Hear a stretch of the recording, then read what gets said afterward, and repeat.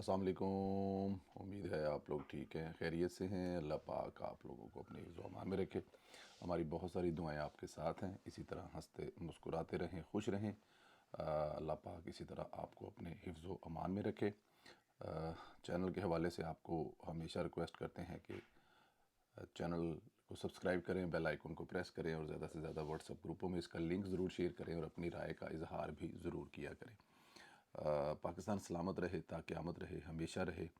और पाकिस्तान के बारे में बुरा सोचने वालों को खुदा की ज़ात हदायत दे, यही दुआ कर सकते हैं। फैज़ हमीद साहब सबसे पहले थे पिछले 24 घंटे में, लेकिन पाकिस्तान तहरीक इंसाफ जो प्रोपोगंडा करने की माहिर है, उसने फैज़ हमीद को पीछे कर दिया और एक प्रोपोगंडे को आगे कर दिया। पीटीआई इस हद तक पहुंच चुकी है कि अब ये कहा जा सकता है कि भारत और पाकिस्तान तहरीक इंसाफ में कोई फ़र्क नहीं है। वज़ीर-ए-आज़म शहबाज शरीफ साहब जो हैं वो तुर्कमेनिस्तान के दौरे पर गए, जो वहाँ पर उनका एक आप कह सकते हैं कमाल की सफारतकारी का दौरा था। बहुत अच्छी मुलाकातें हुई। एक ऐसी मुलाकात थी जिसमें जो रूस के सदर, तुर्की के सदर और एक दूसरे मुल्क के सदर, 3 जो सोफ़ा होता है जिस पे 3 लोग बैठ सकते हैं, वहाँ पे बैठे थे।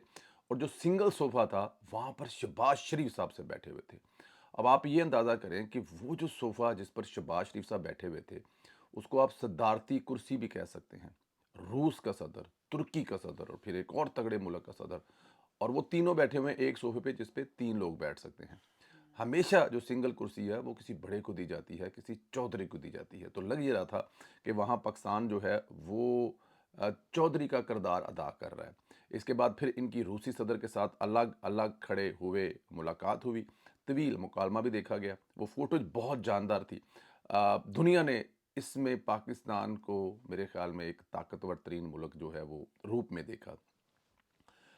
ये तमाम चीज़ें जो ज़ाहिर है भारत से हज़म नहीं हो पाएँगी, उन्होंने एक प्रोपेगेंडा शुरू कर दिया और एक ऐसी वीडियो जो रूसी सदर से मुलाकात से कबल बनी थी, मिनट की थी, डेढ़ थी, 2 की। होता यही है कि आपका जो टाइम है आप आ जाते हैं और दूसरा जो है वो या तो किसी मीटिंग में है तो 2-4 मिनट ऊपर नीचे हो जाए। बहुत सारी जगहों पे हुआ है, ये कोई पहली दफ़ा ऐसा नहीं हुआ। और वो जो वीडियो है वो बन गई है 2 सेकंड की, 4 सेकंड की, 5 सेकंड की, और उसको लेकर प्रोपेगेंडा शुरू कर दिया। इस पर सबसे पहले एक भारतीय अकाउंट से प्रोपेगेंडा स्टार्ट किया गया और फिर उसको पीटीआई ने जो फैलाया और साबित करने की कोशिश की कि पाकिस्तान, खुदा ना करे, मैं अब क्या कहूँ, इनके मुंह में खाक, इनके चेहरों पर खाक, इनके काले दिलों को खुदा की लानत 10 दफ़ा हो ये पाकिस्तान तहरीक इंसाफ वालों को। शहजाद अकबर और शहबाज गिल साहब जो हैं वो भारतीय हाथों में खेलने के लिए 24 घंटे तैयार रहते हैं। फिर उन्होंने इस पे प्रोपेगेंडा किया। लेकिन यहाँ पे मैं एक क्रेडिट दूंगा बयान मरसूस के हीरो जनरल अहमद शरीफ और अता तारड़ साहब को। अता तारड़ साहब इसमें फ़ौरन एक्शन पे आए, उन्होंने अपनी टीम को फ़ौरन जगाया। आप बिलीव करें कि मुख्तलिफ व्हाट्सअप ग्रुप जो कि सियासी तौर पर बड़े तगड़े समझे जाते हैं, मैं उनमें मतलब 3-4 ग्रुपों में था। वहाँ पे वो ज़ाती हैसियत में उन लोगों की क्लास ले रहे थे जो वो वीडियो शेयर करके कह रहे थे कि पाकिस्तान के साथ ये ज़्यादती हो गई है या पाकिस्तान को मतलब कि बड़ी कुछ सुबकी हुई है। उन लोगों के मैं अब नाम नहीं लेता यहाँ पे ग्रुप में जो बात हुई है, लेकिन अता तारड़ ने एक तगड़ा, उन्होंने कहा जनाब आप हमें बुरा भला कह लें, हमारी ज़ात के हवाले से जो बात करनी कर लें, लेकिन खुदारा पाकिस्तान को तो छोड़ दें, प्रोपेगेंडा तो ना करें। आप भारतीय प्रोपेगेंडे को पाकिस्तान में प्रमोट कर रहे हैं। तो अता तारड़ साहब और उनकी टीम फ़ौरन, हमें भी मैसेज आए, हम भी एक्टिव हुए, हमने भी ट्वीटें की, ग्रुपों में गए, लोगों को बताया, समझाया, लोगों की ज़ाहिर है करेक्शन की, निशानदेही की। और मेरे ख़्याल में आधे घंटे के अंदर अंदर वो जो एक्टिव होना था अता तारड़ साहब का, उसने हिंदुस्तान के वो जो ट्विटर हैंडल थे वहाँ पे ट्वीट डिलीट करके भाग गया। तो अता तारड़ साहब जो है वो, जब कभी कभी हम कहते हैं ना कि जिस तरह तहरीक इंसाफ वालों के जिसे कहते हैं ना कि सवार हैं उनके सरों पर, इसी तरह हिंदुस्तान जो है वो भी ये अता तारड़ ढूंढता है कि ये अता तारड़ कौन बंदा है, किस चीज़ का बना है, कितनी मेहनत करने वाला है, इस नौजवान में कितनी एनर्जी है, कि कैसे वो सामने आया और कैसे उसने मतलब कि पाकिस्तान में बैठे हुए जो भारतीय एजेंडे पर काम कर रहे हैं, तो मैं नहीं कहूँगा, लेकिन चलें वो शायद किसी गलतफहमी में, शायद उनको अंदाज़ा नहीं। अच्छा, मैंने उसके बाद वो 2-4 लोग जो ग्रुपों में थे ना सेंड कर रहे थे, उनको उसके बाद मैंने ग्रुपों में कोई मैसेज करते देखा नहीं है शायद। अच्छा, गलती को मान लेना चाहिए। अगर वहाँ पे वो लिख देते ना कि अता साहब हमसे गलती हो गई है, हमने इसको डबल चेक नहीं किया, बड़े एंकर हम ज़रूर हैं, بڑے چینل پہ ہم ضرور بیٹھتے ہیں، بڑی بڑی باتیں ہم ضرور کرتے ہیں، بٹ ہم سے غلطی ہو گئی ہے، تو اتنی بڑی کوئی بات نہیں تھی۔ خیر آگے چلیں، فیض حمید سے متعلق اب مزید اپڈیٹ آ رہی ہیں۔ انصار عباسی نے بھی اپنی پٹاری کھولی ہے، انکشاف کیا ہے کہ فیض حمید پر یہ الزام عائد ہوا ہے کہ وہ ریٹائرمنٹ کے بعد بعض خفیہ سرکاری دستاویزات سے اپنے پاس رکھے ہوئے تھے جس کے وہ مجاز نہیں تھے۔ فیض حمید نے ریٹائرمنٹ کے بعد تقریباً 50 سیاستدانوں سے رابطہ کیا اور ان میں جو 90% تھے وہ سیاستدان صرف پاکستان تحریک انصاف سے تھے۔ 2023 کے آرمی ایکٹ میں ہونے والی ترمیم کے تحت حساس عہدوں پر کام کرنے والے افسران کو ریٹائرمنٹ کے بعد 5 سال تک کسی ادھر ادھر منہ مارنے کی اجازت نہیں ہے۔ منہ مارنے کی اجازت مطلب آپ میرا سمجھ گئے ہیں۔ گرفتاری سے قبل فیض حمید کو ان کی ریٹائرمنٹ کے بعد سرگرمیوں کے بارے میں ایک سے زیادہ مرتبہ خبردار کیا گیا، لیکن انہوں نے وہ سرگرمیاں ترک نہیں کی، جس کے بعد انکوائری کے دوران جانچ پڑتال ہوئی۔ ٹاپ سٹی سے متعلق فیض حمید نے 400 تولے سونا اور نقدی بھی اپنے پاس رکھی۔ درخواست میں یہ الزام لگایا گیا کہ آئی ایس آئی کے ریٹائرڈ بریگیڈیئرز نے درخواست گزار کو مجبور کیا کہ وہ 4 کروڑ روپے نقد ادا کرے اور ایک نجی ٹی وی کو کچھ مہینے کے لیے اس کی مالی معاونت بھی کرے۔ تاہم سپریم کورٹ نے درخواست گزار کو ہدایت کی کہ وہ متعلقہ فورمز پر بشمول وزارت دفاع سے رجوع کرے تاکہ وہ اس کی شکایت کا ازالہ کر سکے۔ شیر افضل مروت نے بھی یہاں پہ ایک دھماکہ کیا ہے۔ انہوں نے کہا مجھے اندیشہ ہے کہ عمران خان کو 2-3 دن میں جو ہے وہ اڈیالہ جیل سے منتقل کیا جا رہا ہے، اور انہوں نے ساتھ یہ بھی کہا ہے کہ میری شنید ہے، مجھے ایسا لگ رہا ہے کہ عمران خان صاحب کو شاید کسی اسلام آباد کے سیف ہاؤس میں منتقل کیا جائے۔ ممکن ہے جہاں پہ فیض حمید یا کچھ ایسے دوسرے لوگ ہیں وہاں پہ خان صاحب کو منتقل کیا جائے، تاکہ یہ جو پنڈی کے نزدیک ایک ڈرامہ لگتا ہے ہر جس طرح کہتے ہیں نا کہ منگن والے منگنا آئے جمعرات نو تے منگل نو، تو یہ جو مانگنے والے آ جاتے ہیں ان کو شاید وہاں سے خیر تو ملنی کوئی نہیں ہے، لیکن ان کا رستہ روکنے کے لیے روز روز کھجل خراب کرنے کے لیے وہ کچھ اس قسم کا کہا جا رہا ہے۔ پاکستان تحریک انصاف کو ایک مالی معاونت کا جو ہے اس وقت مسائل پیدا ہو رہے ہیں۔ بتایا جا رہا ہے کہ وہ اس وقت ان کے دفاتر کے جو ملازمین ہیں کام کرنے والے بہت سارے دوسرے ان کی تنخواہوں کے کچھ مسائل ہیں۔ زلفی بخاری صاحب سنا ہے اس میں آئے ہیں، اچھی بات ہے۔ جو ملازمین ہیں ان کے گھر تو چولہے تو چلنے ہیں نا، آپ کے جو بھی مسائل ہیں، آپ کا پارٹی کے دفتر چلانے والوں کی تنخواہیں تو ٹائم پہ ادا ہونی چاہیے، تو یہ اچھی بات ہے۔ کسی نے سٹیپ لیا اور ان کی کچھ تنخواہیں پیڈ ہوئی، لیکن یہاں پہ فردوس شمیم نقوی صاحب نے کہا ہے، ایک خط لکھا ہے تمام ارکان پارلیمنٹ کو کہ تمام ارکان پارلیمنٹ اپنی تنخواہ کا 10% جو ہے وہ ہر مہینے پارٹی فنڈ میں دیں، ادروائز پارٹی دفتر جو ہے وہ بند ہو جائے گا۔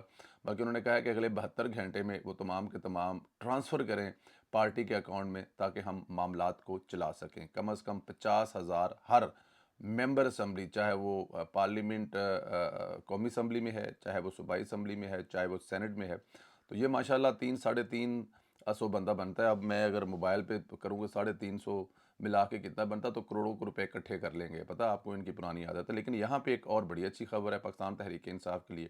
شہباز گل صاحب جو کہ پاکستان تحریک انصاف کے لیے اپنی جان لگا دیتے ہیں، اور ان کا جو یوٹیوب چینل ہے وہ بنا بھی اس لیے تھا کہ پاکستان تحریک انصاف کی آواز بن سکے، تو انہوں نے اعلان کیا ہے کہ آج کے بعد ان کے یوٹیوب کی جتنی کمائی ہے وہ پاکستان تحریک انصاف کے پارٹی اکاؤنٹ میں جمع کروائے کریں گے۔ انہوں نے کہا جی پارٹی کہ مجھ پہ بڑے احسان ہے، میں مطلب اس قابل کہاں تھا کہ مجھے وزیر اعلیٰ کا سپوک پرسن بنایا جاتا ہے، مجھے سیکورٹی چیف بنایا جاتا، مجھے عمران خان صاحب کے ساتھ کام کرنے کا جو ہے وہ شرف حاصل ہوتا، تو میں مطلب کس قابل تھا، تو پاکستان تحریک انصاف نے مجھے شہباز گل بنایا، تو آج کے بعد میرے یوٹیوب کی جتنی کمائی ہے وہ تمام کی تمام جو ہے وہ میں جو ہے وہ پارٹی فنڈ میں دینے کا اعلان کرتا ہوں۔ تو اب جو شہباز گل صاحب جو ہر مہینے 15 20 25,000 30,000 40,000 ڈالر جتنا بھی کما رہے ہیں، جس کے ذریعے بھی کما رہے ہیں، سچ بول رہے ہیں، جھوٹ بول رہے ہیں، خبریں سچی دے رہے ہیں، آپ کو پتہ ہے وہ اپنی کچھ ویڈیو بھی ڈیلیٹ کر رہے ہیں، صرف 30 ویڈیو ان کی پڑی ہے، باقی ساری کی ساری ڈیلیٹ کر رہے ہیں، کیونکہ ان کو خطرہ ہے کہ آنے والے دنوں میں امریکہ میں بھی ان کے خلاف کوئی ایسا کام ہو سکتا ہے جیسے عادل راجہ کے ساتھ ہوا ہے۔ تو یہ بڑی اچھی بات ہے۔ یہ دیکھیں پارٹی سے محبت کرنے والا ورکر جو ہوتا ہے وہ اپنی پارٹی کے لیے کام کرتا ہے یوٹیوب پر یا سوشل میڈیا پر، پیسوں کے لیے کام نہیں کرتا، اور اگر وہ یہ نیت کر لے تو خدا کی ذات اس کو اور بہت سارے طریقوں سے اس کے گھر چلتا ہے، اس کا کام کاروبار سب چلتے ہیں۔ تو یہ جو یوٹیوب کی کمائی ہے وہ نہ بھی پارٹی ورکر لے تو یہ بڑی اچھی بات ہے، اور شہباز گل صاحب کا یہ اعلان کرنا کہ وہ اپنی تمام کمائی جو ہے وہ پارٹی فنڈ میں دیں گے، یہ ایک خوش آئند بات ہے۔ اور جب یہ شہباز گل صاحب بتا رہے تھے تو میں سو رہا تھا، اور جب انہوں نے بتایا تو اس کے بعد میری آنکھ کھل گئی. تو اس کو میرا آپ ایک خواب بھی سمجھ سکتے ہیں. مریم نواز کا ویژن پوری دنیا میں چل رہا ہے، مشہور ہو رہا ہے، فالو کیا جا رہا ہے. پنجاب حکومت کی ویسٹ مینجمنٹ پالیسی اور عملی ماڈل کو بین الاقوامی طور پر تسلیم کیا جا رہا ہے. پنجاب ویسٹ اتھارٹی برمنگھم کی کمیونٹی رضاکاروں کے درمیان ڈیجیٹل رابطوں نے یہ ثابت کر دیا ہے کہ پاکستان میں تیار ہونے والا کیا گیا صفائی اور فضلہ مینجمنٹ ماڈل ترقی یافتہ شہروں کے مسائل کے حل بھی لیے مؤثر ثابت ہو سکتا ہے. BBC کی سٹوری کے مطابق ان آن لائن شیئرز کے ذریعے پنجاب ویسٹ اتھارٹی نے برمنگھم کی کمیونٹی کو کچرے کے مؤثر انتظام، عوامی شعور پیدا کرنے، کمیونٹی شمولیت اور صاف ماحول کی اہمیت پر رہنمائی فراہم کی ہے. ان روابط کا مقصد برمنگھم میں بڑھتے ہوئے کچرے بھرے ہوئے کوڑے دانوں اور صفائی کے عملوں کو ہڑتالوں کے باعث پیدا ہونے والے مسائل کا حل تلاش کرنا ہے، جس میں خاطر خواہ پیش رفت سامنے آئی ہے. برمنگھم کے رضاکاروں نے اس بات کا اعتراف کیا کہ اصل مسئلہ حکومتی ڈھانچے سے زیادہ عوامی رویوں کا ہے، اور پنجاب کے تجربے سے یہ سبق ملا ہے کہ صفائی صرف سروس نہیں بلکہ اجتماعی شہری کا بھی ذمہ داری ہوتی ہے. لاہور ویسٹ مینجمنٹ کمپنی کے مطابق پنجاب کا ویسٹ مینجمنٹ بلیو پرنٹ تعلیم، کمیونٹی شمولیت، فضلے قابل استعمال وسائل میں تبدیلی کرنے پر مبنی ہے، جس نے صوبے میں گلی محلوں کی صورتحال جو ہے وہ بدل دی ہے. یہ ڈیجیٹل پارٹنرشپ پنجاب حکومت کی پالیسیوں، انتظامی صلاحیت اور عملی کامیابی کا ثبوت ہے، جو نہ صرف مقامی سطح پر نتائج دے رہی ہے بلکہ عالمی شہرت کے قابل تقید بھی جو ہے وہ میرے خیال میں یہ بہت بڑی بات ہے. اس سے زیادہ اور آپ کیا کر سکتے ہیں؟ آپ مطلب میں تو کہہ رہا ہوں کمال ہی ہو گیا، بھلے بھلے ہو گئی ہے. مریم نواز صاحبہ زندہ باد. اچھا جی، فیض حمید کی باقیات کو بھی شکست ہونا جو ہے وہ شروع ہو گئی ہے. جسٹس اعجاز افضل نے کیپٹن صفدر کی خاندانی زمین پر قبضہ کیا تھا، جسے عدالت نے غیر قانونی قرار دیا ہے اور اعجاز افضل کو قابض قرار دیا ہے. مطلب اندازہ کریں کہ ایک ایسا جج جو سپریم کورٹ میں بیٹھا ہوا ہے وہ کسی کی زمین پر قبضہ کر کے بیٹھا ہوا ہے.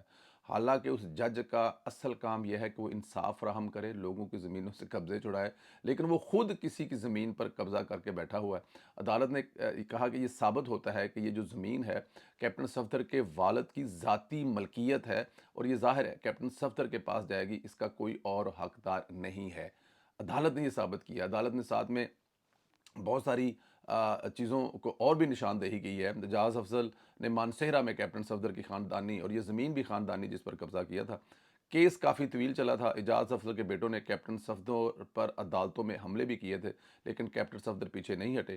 اب عدالت نے کیپٹن صفدر کے حق میں فیصلہ دیا اور کہا ہے زمین کیپٹن صاحب کی خاندانی ملکیت ہے. اس فیصلے میں یہ بھی لکھا ہوا ہے کہ جو نچلی عدالتوں کے جج تھے ان پر سپریم کورٹ میں بیٹھے جج نے کیسے کیسے دباؤ ڈالے، کیسے کیسے تنگ کرنے کی کوشش کی کہ کسی طرح کیپٹن صفدر جو ہے وہ بھاگ جائے. بٹ میں ایک بات بتاؤں، کیپٹن صفدر، میں لاہور میں ایک یوتھ کنونشن ہوا تھا، اس پہ کیپٹن صفدر صاحب کی ایک تقریر تھی. انہوں نے کہا تھا کہ کیمرے ہٹا لیا یہ، کیونکہ تم لوگوں نے چلانی کوئی نہیں کسی جگہ پہ. تو مجھے یاد ہے انہوں نے اس تقریر میں کہا تھا کہ جنرل فیض آج تم طاقت میں ہو. یہ 2021 کی بات ہے یا 20 کی بات ہے کہ آج تم طاقت میں ہو، لیکن یاد رکھو آج تم جو ہماری بہن بیٹیوں اور ان پاکستان کی بہن بیٹیوں کے ساتھ کر رہے ہو، کل تمہارے ساتھ یہ سب ہونا ہے. آج ہم جیلوں میں ہیں، لیکن مت بھولو وہ وقت دور نہیں ہے جب تم جیل جاؤ گے اور تمہاری سزا اتنی طویل ہوگی کہ شاید جیل میں ہی تم خدا کے پاس چلے جاؤ. اور آج وہ بات بھی ثابت ہوئی.